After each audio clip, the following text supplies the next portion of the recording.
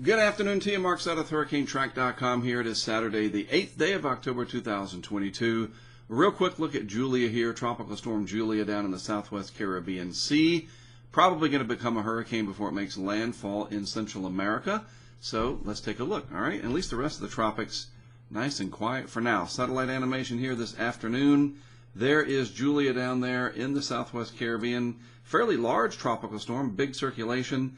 That means there's a lot of moisture, and all that moisture, even after landfall, is going to spill over into Central America here, bringing a lot of heavy rain to that area. We've talked about it a lot, and that is because it is important. Rain is a big impact, especially for places like Central America, where so much bad can happen from such a good resource, and that is fresh water. Too much of it can be problematic. Zoomed in shot here.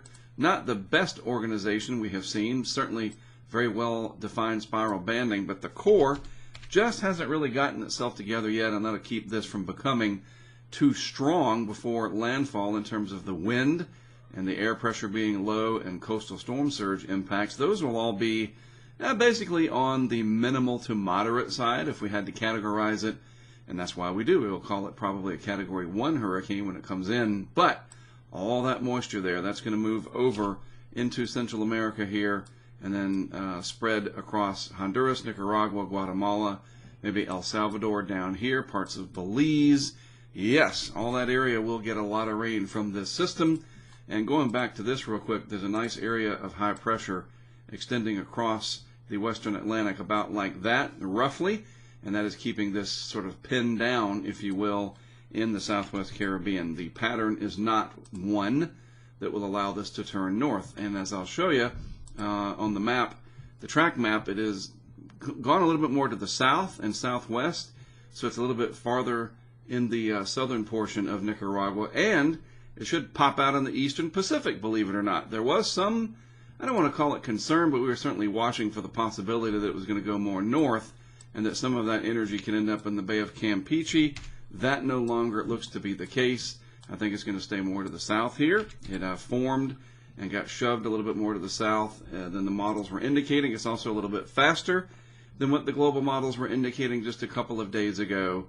And so there you go. And we can see this reflected very nicely here in the consensus. And actually, I had it pulled up over here, so we'll go with this guy.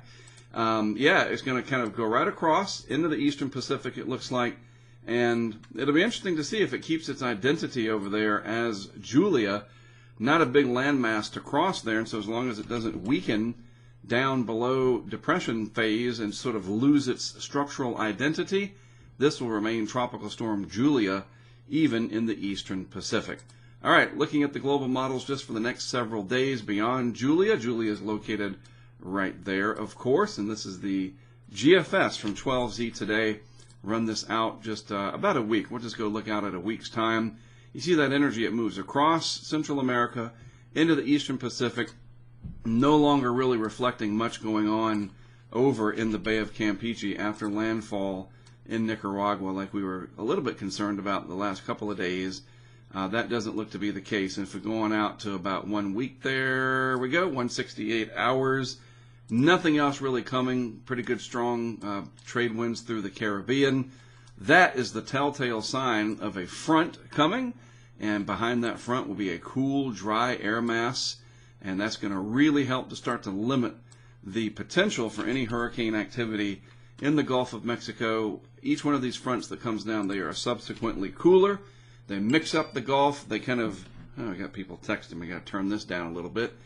They mix up the Gulf and cool those sea surface temperatures down. We're not done until we're done, but we are certainly making progress in the direction of much less overall risk of major impacts every time we see one of these fronts come down, and that's a week out. So we're looking pretty good, especially considering what happened with Ian. Enough is enough. All right, pretty quick today. Julia was the main source of, the main topic of conversation, and we covered that, and so that's that. All right, let me come back on and say goodbye. I don't have a thumbnail yet because I just threw this together quickly. I didn't alert Kari, who makes our thumbnails, that I was even doing this, so we'll get a thumbnail for later, all right? You guys have a great rest of your Saturday. Thanks for tuning in as always. I am Mark Sudduth for Hurricane Track. I'll be back with more for you tomorrow.